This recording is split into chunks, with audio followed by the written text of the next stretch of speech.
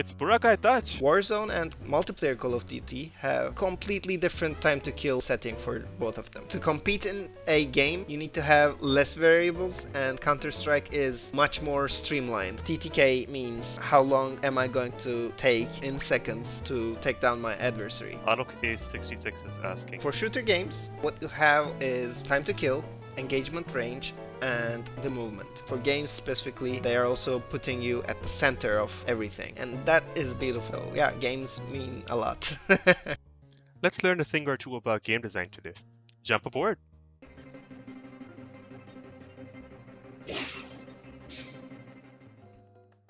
Welcome, it's Trakadev. I'm a game developer with 6 years of experience, and I had promised on Instagram to bring the games industry directly to you, the viewers. Today we're joined by a very special friend of mine, Burak Aytaç, a seasoned game designer with experience in both PC and mobile games. Burak's been one of my favorite people to work with over the course of my career, and I'm very excited to have him with us today. We thank Burak for his time today and welcome him to our channel. With all formalities aside, Burak, please tell us about yourself and how did you get into games? So I'm Burak Aytaç. I'm a game designer, and I'm also from Turkey. I have been into games since I was literally 2 years old. My father was a big gaming addict, and my mom was not very happy about it, but still. And I started playing some strategy games with my father. I started to do some level editor stuff on the Red Alert side and StarCraft games. They both basically revolved around the same structure of like resources are there, enemies are here, and you start with your father from here. Now defend your island or whatever. But that sort of gave me an idea on how to approach things, and it slowly evolved into me becoming a game designer, I guess. That's the short summary. You talk about being a game designer, but what exactly is game design? What is game design? That's a big question. To me, game design is basically trying to find the best way for someone else to enjoy that thing that you're trying to convey. And I know it's a vague answer, but I honestly think that is the most justifiable answer for me. Sometimes games are board games, and sometimes they're just children's folk games, and sometimes they're video games. And no matter what the medium, what you're trying to accomplish is to just have fun. And to have fun, you need to find yourself something, some activity that is enjoyable by human beings. Game design basically attempts to answer those things by structuring them in a more understandable manner. How did you join the games industry? And of all things, become a game designer? At first, when I started to like get towards the internship role in this industry, I was like, what do?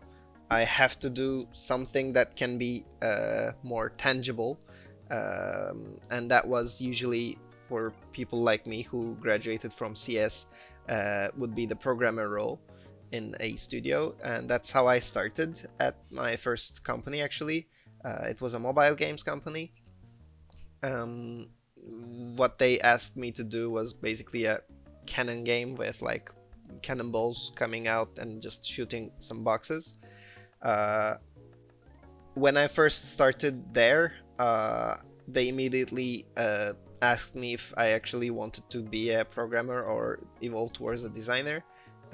And I actually wanted to be a designer since the start, so it was very lucky for me. And I immediately evolved from a developer to a designer within like span of 2 to 3 months maybe. And at the end, they saw a lot of potential for me as the designer, and I simply continued on from there in the mobile industry for about 1.5 years. And from there I switched over to PC because it was always my dream to go for a PC game company, and I started working on Warden's Will, and a third-person roguelite action shooter is simply an amazing place to start if you want to get into the PC gaming industry. It was incredibly difficult at times, but it was also incredibly important for me to teach myself a lot of the disciplines, a lot of the perspectives on approaching many different problems with lots of layers. That sort of is my evolution in my career. So, Liveroo from Instagram has asked a pretty good question. What's the first thing that a game designer must do before making a game? For me, before I start any project, I try to aim for some specific thing in my mind, or if it's like a professional setting, in whoever has the shot calling in their minds, in their vision. I just try to understand what they want from the game and try to put it at the core center of the game.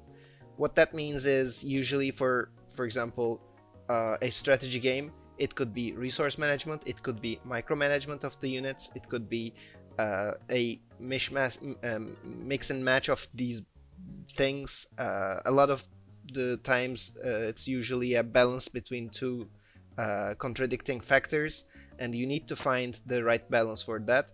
And if it's not your vision, what you need to do is find out the right keywords, right structure for the game, so that when you're prototyping, you're always going forward and not just looping around the same logic. So I think it's very important to find that first thing that is important to you. If you're going for a farming game, do know how farming works, do know what is gamifiable, don't make everything realistic, make sure that your core gameplay loops are fun, but just know how to prototype those things as well. You don't have to do it on a game engine, you can also do it with just pen and paper, but it's better to do it on a game engine if you're aiming for a medium that is like PC or console. Since you're a game designer, I'll ask you some questions that keep me up at night. In game design, what's the secret behind difficulty balancing? So for shooter games, what you have is time to kill, engagement range, and the movement. These three parameters with different values will actually provide you totally different games. So you have Call of Duty and you have The Division, for example. Division at its core is a shooter game, and Call of Duty is a first-person shooter game, but in the end you have a completely different rhythm to the gameplay of these two games. Same applies for PUBG versus Call of Duty. When you go for any sort of game, similar to the question before making a game, what's the first thing we must learn? We need to answer the same question again. What are we aiming for? Are we aiming for a specific game that is purely based on long-range weapons, like Sniper Elite, for example? Or are we going for very short time to kills with very high levels of high-octane gameplay with enjoyment, more like a casino games, just lightings going blaring at you, and that sort of evolves the question into what are we expecting from a shooter game at its core. Here's another one. How do some games with terrible graphics become successful? So there are multiple aspects to this. Primarily for today, especially, the games industry is evolving in a manner that sort of makes AAA games very risky, and that sort of pushes the developers into an area where you don't want to develop too much, you don't want to invest too much, but you still want to deliver a game that is replayable, that is enjoyable over and over, not in regards to content necessarily, but in regards to the core gameplay loops, and that pushes the general direction of the developers to something that is more interesting in the core gameplay intrinsically, rather than seeing the same core gameplay loop with different items. Like in a racing game, you could be seeing a lot of different cars, but at the end of the day, there are a lot of just using the same parameters and the same driving mechanics. So in my part of the world, like India, Pakistan, Bangladesh, shooter games like Call of Duty and PUBG are immensely popular. So from that perspective, when making a shooter game, how should I prototype it? Basically, what we are going for with PUBG versus Call of Duty is the difference of the rhythm, the gameplay. The rhythm comes from multiple things, time to kill plus the movement. And on top of these, sometimes with Call of Duty's Warzone, for example, you have the Battle Royale gameplay, but the multiplayer and the Battle Royale gameplay time to kills are completely different. And Call of Duty, no, even though they are in the same title, Call of Duty, Warzone and multiplayer Call of Duty have a completely different time to kill setting for both of them.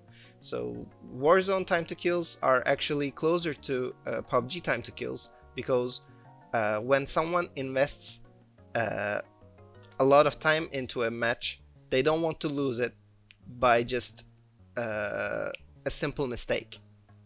That sort of comes from the rhythm of the gameplay, the engagements that you're choosing to take, and all of those things combined. In Call of Duty, again, you have much faster movement compared to PUBG, but again, in multiplayer, it is a different rhythm because you're able to cover like half of the map in like 5 seconds sometimes. But in a Battle Royale game, that's never ever the case. You don't want players to cover large distances, so but on foot. So you give them cars, and the cars create a lot of noise, and that opens up new engagement ranges for the game. All of those things combined, they completely divide the genre of the game. All right, all right. Let's move to a more technical question, shall we? So, in games, what is combat economy and how do you balance it? Combat economy basically means how fast I'm going to kill, or how is my war of attrition going to behave when I'm fighting with any other enemy. In PvP games, you usually have to balance it with things being around at 50% win rate, and in PvE games you balance it with things like resource management, or simply just some weapons being stronger because they are being unlocked later on, and again, sometimes ammo consumption, resource management is in the formula. But overall, combat economy means whether you're going to kill the enemies fast or slow. That's basically it. While working as a game designer, you're required to be highly communicative and collaborative, while simultaneously upholding the vision of the game. How do you manage all of that? Hmm. This is a big question, actually. In larger firms, you have a lot of bridge roles, and the bridge roles basically are there to ensure that the vision is kept in the same manner. Usually in smaller studios, like the ones I've worked at, for example, you have one vision setter, and people who are looking for direction usually ask direction questions towards their own idea. Everything depends on the core vision, right? What you need to do is find keywords for those specific departments. For programmers, for example, you need to give them very clear keywords that are important for your own gameplay, that are core to your pillars, and they are not probably ever going to change on a whim. So you need to give them. So we're gonna have two weapons, one primary and one secondary. And primary is always going to be stronger, secondary is always going to be weaker. Secondaries can be things like pistols, but they can also be things like a hook gun, for example. And when you combine all of those things, you have those pools of keywords that are people working with, and those keywords you need to keep them up to date with the vision as well. Sometimes one of those keywords could change, but most of the time you should have those pillars that are set in stone, that are always reliable, so that those big changes, when they come, they never shake your foundation. They're always towards the vision. So Rishit X Chan on Instagram is asking, how can one be consistent? You can answer from a game designer's perspective. Man, that's also another good one. Um, Consistency is again sort of tied to the previous question, I would say, dependent on what sort of railroad you have, and the railroad is basically built by keywords for me. If I have a specific thing that I'm looking for in a design, I need to keep my thoughts specified, or like at least gravitating towards a concept. And I should be able to find things that are different from each other, but everything should be pretty much around the same distance to the like core pillar or core concept that I'm looking for. And consistency is usually done with just practice. There's no easy way to find consistency anywhere. Same with sports, same with esports, and same with most professions.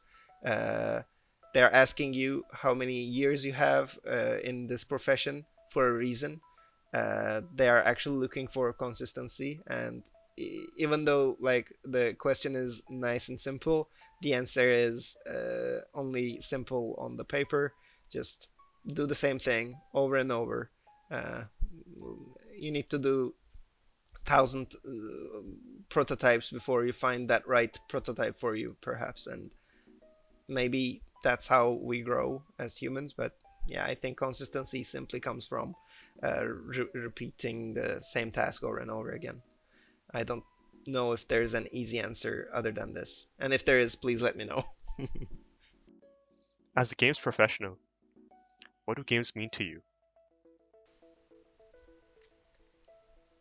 This sounds complicated, but I think it has an easier answer compared to previous ones.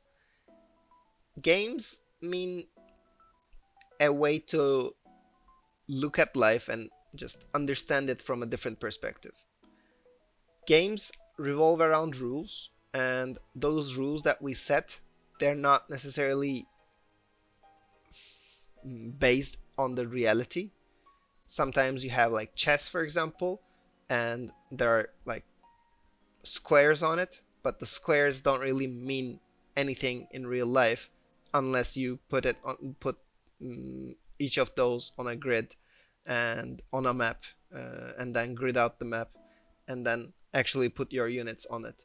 And even if you did that, most of the time you're not gonna end up with something realistic. So what I'm trying to say is, games allow you to see things from a different lens that enables you to think like that game's designer. And sometimes uh, it lets people understand a concept better purely because they have played the game. That's why they're using gamification in education, because when you understand how someone else is thinking, you are sort of and you're sort of forced to empathize with them. You're sort of forced to think like them to answer a question or answer a problem. So in a PvP game, you need to know what your opponent is going to do, and if your opponent is going to do like a specific movement, then you need to counter it. But to counter it, you also need to empathize first. And this whole concept allows you to see things from many, many more windows than you would otherwise. And I think that's beautiful. And for games specifically, as they are doing that, they are also putting you at the center of everything. So the same thing can be applied to a music, to books, to movies, but games take all of these concepts, all of this conveying of message, and it still allows you to take part in it, take part in the message. So sometimes in games you will save the world, and in some of the games you burn the whole world, and then you find yourself sometimes empowered, sometimes tricked, sometimes sad, sometimes happy, but usually it's because of those actions that you have taken that you end up in that scenario. And that is beautiful, I think. So yeah, games mean a lot. So you've worked on both PC and mobile games and across game engines. Alok A66 on Instagram is asking, how do you choose a platform for your games? um, Depends on what you want out of your game. If you're looking for revenue, for example, you need to look at the stats for your genre. If you don't have a genre set in stone, then you need to look at the pools of games you could compete with. You should never be competing with Call of Duty, or you should never be competing with Minecraft. Those games are games that are established. If you want to compete with them, you need to find a twist that makes them doable for you.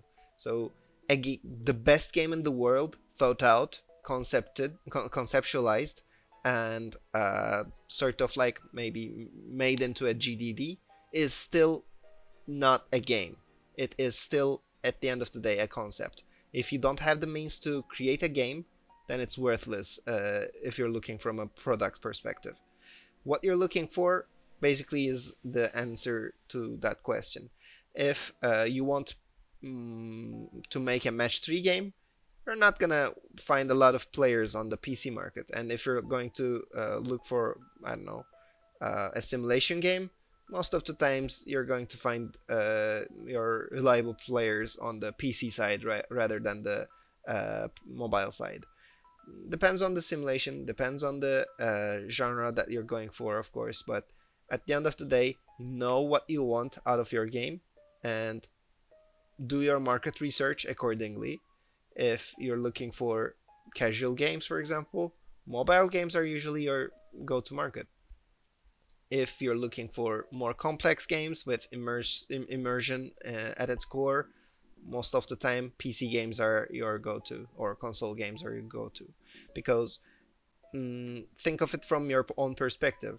Is it easy for a person with a mobile phone to get immersed into the game? Usually not, because PC gamers, when they are playing the game, they have their headphones, they are seated in front of a huge monitor, they have everything set up, and they probably in their minds know that okay, I've been planning to play this game for at least 30 seconds since I was like clicking on that icon. Whereas for a mobile game, that's usually not the case. You're commuting from work to like home, and in your commute, you're like going to be spending your time on the app for 30 seconds, 1 minute, sometimes 5 minutes, but probably you're not gonna care about immersion being that important. So know your people, know your market, know your genre, and plan accordingly. Is there something you would like to share with us, Burak, before we part? Yeah, yeah, please. I love these sorts of like questions and answers thing. If people have anything like they want to ask away. I will try to answer them to the best of my abilities. So yeah, let's do this again. Thank you for having me. And that concludes our very first Ask Game Dev session. We're very thankful to you and to Burak for joining us today. Yeah, thank you, and see you around. Ciao, ciao. All right then, thank you for watching, and until next time.